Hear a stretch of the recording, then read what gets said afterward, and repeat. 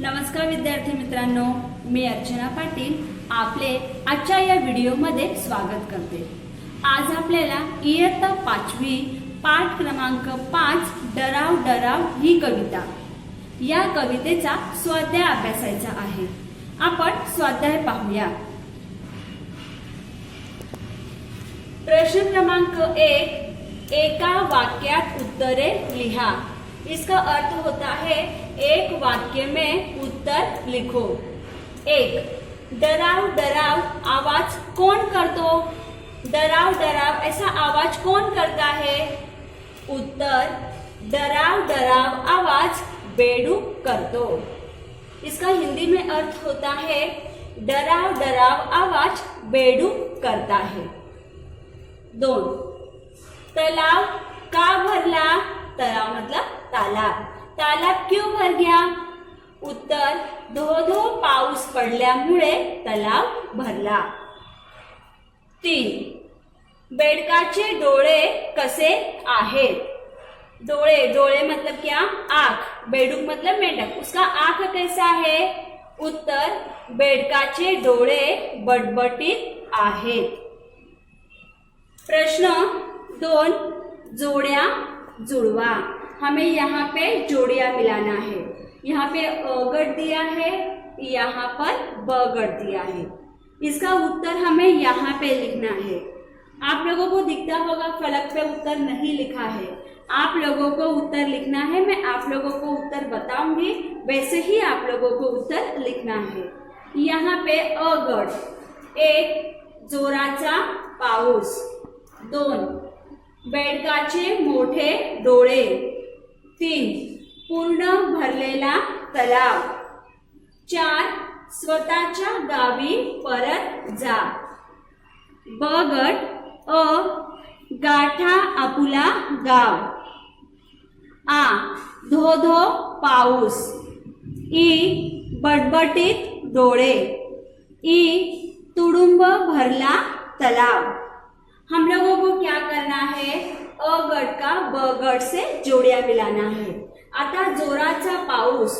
जोराचा पाऊस म्हणजेच धो धो पाऊस। तो आप लोगों को लिखना है जोराचा पाऊस के आगे उत्तर में लिखोगे धो धो पाऊस। 2, बेडकाचे मोठे डोळे। डोळे मतलब आँख, उसकी आँख कैसे थी? तो बटबटीत डोळे। तो आप दूसरे के सामने उत्तर लिखोगे बटबटीत डोळे। 3, पूर्ण भरलेला तलाव मतलब पूरा भरा हुआ तालाब। उसका उत्तर है तुडुंब भरला तलाव। आप यहाँ लिखोगे तुडुंब भरला तलाव। 4, स्वतःच्या गावी परत जा मतलब अपने गाव आप जाओ। त्याचे उत्तर आहे गाठा आपुला गाव। तो आप लोग यहाँ पे लिखोगे गाठा आपुला गाव। आता आपण प्रश्न क्रमांक 3 पाहूया। प्रश्न क्रमांक 3, गोलातील शब्द वाचा, चित्रे ओळखा, त्यांच्या योग्य जोड्या जुळवा। इसका अर्थ क्या है? ये गोल है मतलब ये सर्कल है और ये सर्कल में हमें ये शब्द दिए हैं, तो ये शब्दों को हमें पढ़ना है और ये जो चित्र दिए हैं ये चित्र के नाम उसे मैच करना है आणि जोड्या जुळवा, उसकी जोड़ियां मिलाना है। आता जैसे ये चित्र कौन सा है? तो बांगड्या। देखो हमने यहाँ पे लिखा है बांगड्या। आता हे चित्र कोणते आहे? हम लोगों को ये चित्र को पहचानना है कि चित्र कौन से है। तर हे चित्र कोणते आहे? ओढा। देखो हमने यहाँ पे लिखा है ओढा। आता 3, हे चित्र कशाचे आहे? नानी। तो यहाँ पे हम लोगों ने लिखा है नानी। हे चित्र। आता हे चित्र कशाचे आहे? तर ढोल। देखो हमने यहाँ पे लिखा है ढोल। आप लोगों को भी ऐसे ही लिखना है। आता पुढे घुंगरू। ये चित्र कौन सा है? तो ये इसमें क्या दिखाई दे रहा है हम लोगों को? घुंगरू। तर आपण इथे लिहिले घुंगरू। आता हे चित्र कशाचे आहे? तर घंटा। देखो हमने यहाँ पे लिखा है घंटा। आता हे चित्र कशाचे आहे? वीज। तो हमने यहाँ पे लिखा है वीज। इस तरह से हम लोगों ने क्या किया है? इन चित्रों को नाम दिया है। तो अभी हम लोगों को क्या करना है, तो अभी इन लोगों के चित्र जो है वो चित्रों के आवाज यहाँ पे दिया, उनके नादमय शब्द यहाँ पे दिया है, तो उससे हमें क्या करना है, जोड़ियां मिलाना है। देखो हम लोगों को यहाँ पर एक जोड़ी मिलाकर बताया गया है। अभी ढोल का आवाज कैसे होता है, तो ढम ढम, तो हमने क्या किया है, इसको यहाँ पर ऐसे इस तरह से लिखा है। तो वैसे ही हम लोगों को यहाँ पे सबका उत्तर ऐसे मैच करके लिखना है। जैसे अभी यहाँ पे दिया है बांगड़िया, मतलब बंगड़ी, तो बंगड़ी का आवाज कैसे होता है, किन किन। देखो हमने यहाँ पर लिखा है किन किन। दूसरा है ओढ़ा, ओढ़ा मतलब नाला, तो नाले के जो पानी होता है उसका आवाज कैसे आता है, खड़, तो हमने यहाँ पे लिखा है खड़। आता नानी मतलब क्या, पैसे, जैसे 1 रुपया, 2 रुपया, 5 रुपया, ये पैसे, तो उनका आवाज कैसे आता है, छन। देखो यहाँ पे दिया है छन, तो हमने यहाँ पे लिखा है छन। और ढोल का तो यहाँ पे दिया ही गया है, मैंने आप लोगों को अभी बताया था ढोल का आवाज कैसे आता है, ढम ढम। अभी ये क्या है, घुंघरू, जो हम पैर में पहनते हैं, तो घुंघरू का आवाज कैसे आता है, छुम। देखो यहाँ पे दिया है छुम, तो हमने क्या किया है, यहाँ पर छुम लिखा है। उसके बाद घंटे का आवाज कैसे होता है, घन, देखो यहाँ पे हमने लिखा है घन। उसके बाद वीज मतलब क्या, बिजली कड़कती है तो उसका आवाज कैसे आता है, कड़कड़। देखो यहाँ पे दिया है कड़कड़, तो हमने क्या किया है, यहाँ पर लिखा है। तो अभी आप लोग कैसे लिखोगे, ऐसे लिखोगे, यहाँ पे लिखोगे बांगड़िया, यहाँ पे लिखोगे किन किन, यहाँ ओढ़ा खड़, नानी छन। इसी तरह से आप लोगों को ये लिखना है। सबको इतना समझ में आया होगा। अभी हम लोग प्रश्न क्रमांक 4 देखते हैं। प्रश्न 4, पाण्यातून प्रवास करण्यासाठी कोणकोणती साधने वापरतात। इसका अर्थ होता है पानी में से प्रवास करने के लिए, मतलब सफर करने के लिए हम लोग कौन कौन से साधनों का उपयोग करते हैं।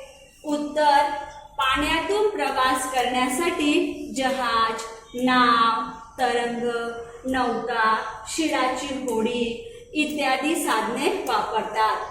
पानी से प्रवास करने के लिए, सफर करने के लिए, ट्रैवलिंग करने के लिए हम लोग जहाज, नाव, तरंग, नौका, शिडाची होडी ये साधनों का उपयोग करते हैं। प्रश्न क्रमांक 5, पाण्यात भिजू नये यासाठी तुम्ही काय काय वापरतात।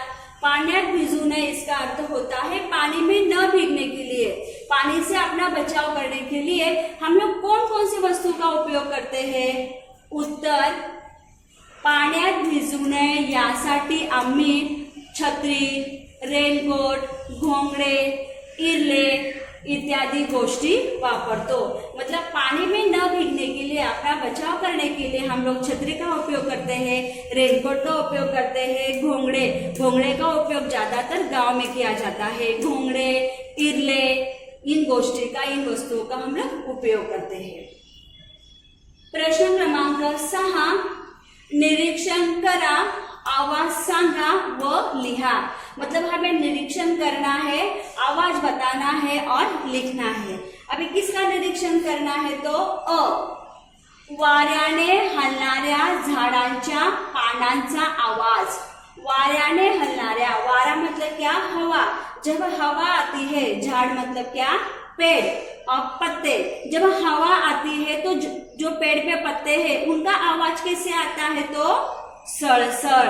तो क्या उत्तर है, सड़सड़। मतलब पत्तों का आवाज कैसे होता है, सड़सड़।